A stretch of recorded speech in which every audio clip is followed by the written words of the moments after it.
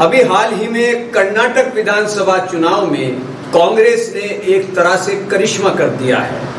क्योंकि जब कर्नाटक विधानसभा चुनाव का आगाज हुआ और कांग्रेस ने अपने मैनिफेस्टो में कई ऐसी चीजें शामिल की, उसके बाद राजनीति में गहरी दिलचस्पी रखने वाले लोगों तक ने ये कहा कि कांग्रेस बहुत बड़ी भूल कर रही है और कांग्रेस जो कि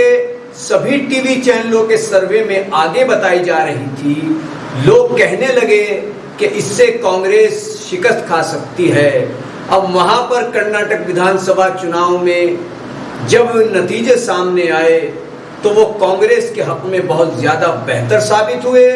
और इन चुनावी नतीजों ने कांग्रेस के लिए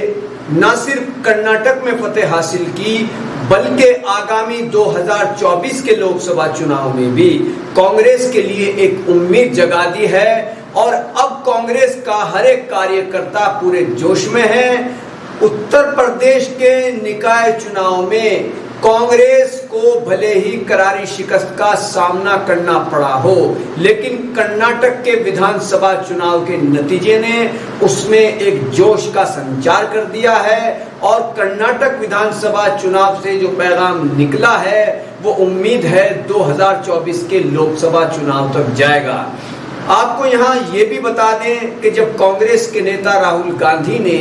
भारत जोड़ो यात्रा शुरू की तो उनके बारे में तमाम तरीके की बातें की गई। किसी ने उनको नौसिखिया कहा, किसी ने कहा पप्पू है, किसी ने कुछ कहा, लेकिन जब कर्नाटक के चुनाव नतीजे सामने आते हैं तो इन चुनाव नतीजों से सिर्फ कांग्रेस ही मजबूत नहीं हुई बल्कि राहुल गांधी की छवि को भी इन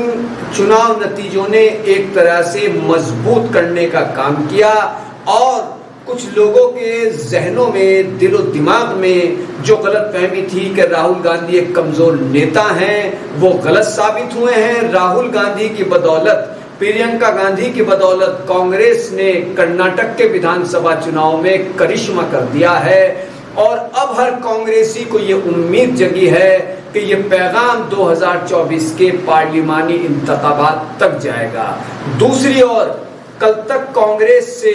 गठबंधन करने के लिए जो सियासी पार्टियां काफी दूर खड़ी नजर आ रही थी और उनको लग रहा था कि कांग्रेस तो एक डूबता जहाज है, उस पर सफर करना किसी तरह से ईमानदारी और समझदारी वाली बात नहीं होगी, वही राजनीतिक दल अब किसी न किसी तरह से विपक्षी एकजुटता को मजबूत करने के उद्देश्य से अपने कदम कांग्रेस की ओर बढ़ा चुके हैं और आने वाले वक्त में कोई भी मोर्चा बने, कोई भी विपक्षी एकजुटता की बात हो, कांग्रेस उसमें शामिल रहेगी। और आपको ये भी बता दें कि लोकसभा चुनाव से पहले देश के 3 या 4 राज्यों में विधानसभा चुनाव होने हैं, वहां पर भी राहुल गांधी का और प्रियंका गांधी का और कांग्रेस के तमाम लीडरान का इम्तिहान है और अगर इस इम्तिहान में कांग्रेस पास हो जाती है तो आगामी लोकसभा चुनाव 2024 में कांग्रेस से जो करिश्मे की उम्मीद की जा रही है वो करिश्मा हूबहू चरितार्थ साबित होगा। हमारे मानव जगत लाइव के साथ जुड़े रहिए, कमेंट करिए, शेयर करिए, वीडियो को लाइक कीजिए। आपका अपना चैनल दैनिक मानव जगत लाइव। धन्यवाद।